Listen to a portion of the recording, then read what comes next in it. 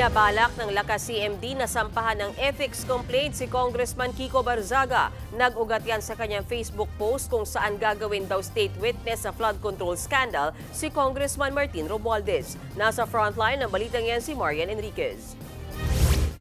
Sa isang Facebook post, ibinahagi ni Cavite 4th District Representative Kiko Barzaga ang mga pictures sa meeting daw ng partidong Lakas CMD.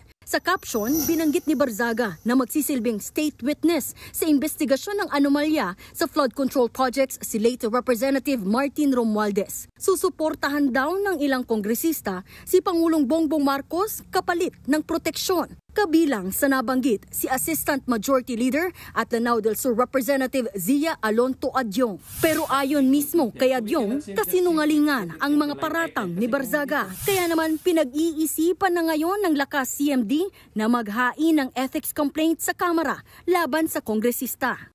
Yung accusations na ganon, allegations na ganon, it already abused his privilege of being a member of the House. Definitely the behavior is unbecoming of a parliamentarian, the action and the behavior.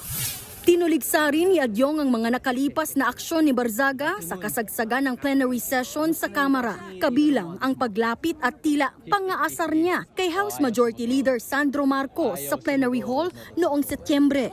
Acceptable ba yung bigla mo lang mag-approach ka sa isang kasamahan mo na hindi ka naman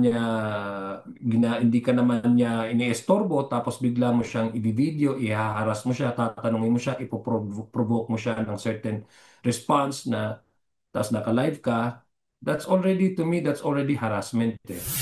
Wala pang tugon si Congressman Barzaga sa planong panibagong ethics complaint laban sa kanya. Bago ito, naghain na ng reklamo laban sa kanya ang mga dati niyang kasamahan sa National Unity Party o NUP. Dahil naman ito sa anilay hindi magandang asal bilang kongresista, bunsod ng mga mapanirang post laban sa mga kapwa-opisyal. Si Batangas 1st District Representative Leandro Leviste naman na miyembro ng Lakas CMD, may salungat na paniniwala tungkol kay Congressman Barzaga.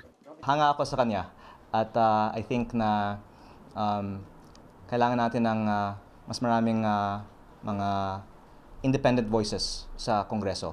And I would like to credit Congress for allowing other members to speak openly with different opinions.